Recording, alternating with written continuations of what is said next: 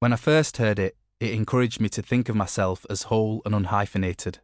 Afropean. Here was a space where blackness was taking part in shaping European identity at large. It suggested the possibility of living in and with more than one idea, Africa and Europe, or by extension, the global South and the West, without being mixed this, half that, or black other. The being black in Europe didn't necessarily mean being an immigrant. Labels are invariably problematic, often provocative, but at their best, they can sing something into visibility. From my timid vantage point, growing up in a working class area of Sheffield, ravaged by the external forces of free market economics and the internal protective force of local insularity that took shape in postcode wars, I began to notice a world that had been invisible to me before, or at the very least implausible. In my small corner of Britain, I'd felt I was being forced to react against one culture or over-identify with the other. Originally coined in the early 90s by David Byrne and Belgian-Congolese artist Marie Dawn, frontwoman of music group Zap Mama, I first encountered this notion of Afropean in the realms of music and fashion. Among many others, Les Nubians, soul sisters from Chad by way of France, exuded it, as did Nena Cherry, whose roots are Swedish and Sierra Leonean, Joy Denalaine from South Africa via Germany, and Claude Grunitzky's Trace publication. Transcultural styles and ideas was the magazine's tagline, and reflected Grunitzky's own Afropean identity. He had a Polish grandfather on his mother's side, was born in Togo, raised in Paris, and launched his magazine in London. This was a very attractive scene I was tapping into. Beautiful, talented, successful black Europeans effortlessly articulating their cultural influences in coherent and creative ways. It was particularly attractive to me because the sense was that this iteration of blackness existing in Europe appeared as if it wasn't going to be going anywhere anytime soon.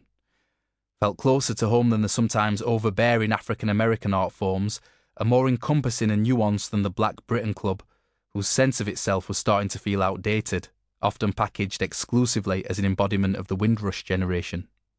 In the last national census, for the first time, more black Brits identified themselves as black African than Afro-Caribbean. Initially, then, I saw Afropean as something of a utopian alternative to the doom and gloom that surrounded the black image in Europe in recent years, and an optimistic route forward. I wanted to work on a project that connected and presented Afro-Europeans as lead actors in our own story, and with all this glorious Afropean imagery in mind, I imagined this would result in some kind of coffee table photo book with snippets of feel-good text to accompany a series of trendy photographic portraits. There would be images of the success stories of Black Europe, young men and women whose street style effortlessly and elegantly articulated an empowered Black European mood. It was a visit to the jungle in Calais in 2016 that encouraged me to reconsider this approach. Over some fragrant, milky Arabic tea, Hisham, a young man from Sudan who ran one of many small, remarkably organised cafes and had been living in the jungle for 10 months, told me how he'd lost everything, had no surviving family members, had painful memories of the past and tremulous visions of the future, and was stuck in this limbo land between Africa and Europe. Home, a little of which he'd miraculously fashioned in his cushion-covered cafe, and anonymity. As I left his creaking plywood premises, he suggested that I write about his story and about life in the jungle, a request I was nervous about. This man was intelligent, articulate and literate. Wouldn't it be better that he write about the jungle himself?